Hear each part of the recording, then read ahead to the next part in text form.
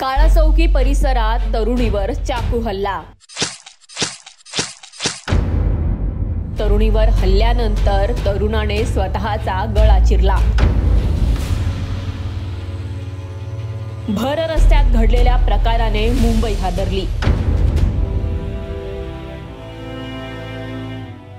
मुंबईतील काळाचौकी परिसरात धक्कादायक घटना घडली। दिवसाढवळ्या एका तरुणीवर भर रस्त्यात चाकू हल्ला करण्यात आला। नंतर हल्लेखोर तरुणाने स्वतःचं आयुष्यही संपवलं। नेमक्या या तरुणाने असं का केलं? तरुणाने इतकं टोकाचं पाऊल का उचललं? याबाबत अनेक सवाल उपस्थित होत आहेत। प्राथमिक माहितीनुसार हल्ला करणाऱ्या तरुणाचं नाव होतं सोनू बराय। तरुणी आणि त्याचे प्रेमसंबंध होते। शुक्रवारी सकाळी दोघांमध्ये शाब्दिक बाचाबाची झाली होती। त्यानंतर सोनू याने तरुणीला बेदम मारहाण करण्यास सुरुवात केली। यात स्वतःला वाचवण्याचा प्रयत्न करत तरुणी जवळच असलेल्या आस्था रुग्णालयात शिरली। मात्र सोनूनं रुग्णालयाच्या आत घुसून तिच्यावर चाकू हल्ला केला। तरुणीला वाचवण्यासाठी काही जण धावले। सोनूच्या तावडीतून तिला सोडवलंही गेलं, पण तोवर ती जबर जखमी झाली होती। तिला तातडीनं रुग्णालयात रवाना करण्यात आलंय। पण यानंतर सोनूनं जे काही केलं ते पाहून सगळेच हादरले। त्यानं चाकूनं स्वतःचा गळा चिरला आणि स्वतःलाही संपवलं। त्यापाठोपाठ तरुणीचाही रुग्णालयात उपचारादरम्यान मृत्यू झालाय। ज्या ठिकाणी ही घटना घडली तिथून काही मिनिटांच्या अंतरावर काळाचौकी पोलीस स्टेशन आहे। सर्व वरिष्ठ अधिकारी घटनास्थळी दाखल झाले आणि तपास सुरू केला। दोघांचीही ओळख पटवली गेली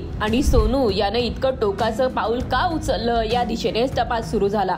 काळाचौकी पोलीस स्टेशन मध्ये सकाळी एक रिपोर्ट प्राप्त झाला होता की एक 24 वर्षाचा मुलगा एक मुलगीला वार करत आहेत म्हणून।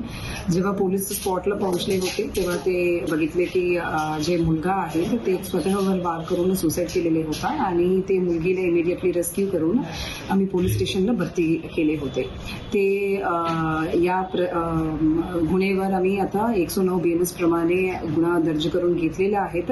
अपॅरेंटली हा दोघी एक दुसऱ्यांच्या रिलेशनशिपमध्ये होते आणि त्यांच्या रिलेशनशिपमध्ये काही इश्यू असल्यामुळे अशा झाले असं प्रायमा फेसी दिसत आहे। यातून महत्त्वाची माहिती समोर आली आहे। आंबेवाडी येथे राहणारा सोनू बराय याचं त्याच्या परिसरात राहणाऱ्या पीडित मुलीसोबत प्रेमसंबंध होते। मात्र 8-10 दिवसांपूर्वी तरुणीचे इतर कोणासोबत अफेअर असल्याचा संशय सोनूला आला। यानंतर दोघांमध्ये दुरावा आल्याने ब्रेकअप झालं। तेव्हापासून सोनू मानसिक तणावात होता। शुक्रवारी सकाळी त्याने पुन्हा पॅचअप करण्यासाठी प्रेयसीला भेटायला बोलवलं होतं, पण चर्चा पुढे गेली नाही। यावर सोनूनं रागाच्या भरात तरुणीवर वार करण्यास सुरुवात केली। त्यानंतर स्वतःचं जीवन संपवलं। तरुणीनंही उपचारादरम्यान आपले प्राण सोडले। मुंबई सारख्या शहरात तेही पोलीस ठाण्यापासून जवळच दिवसाढवळ्या अशी घटना घडल्याने काळाचौकीत भीतीचं वातावरण निर्माण झालंय।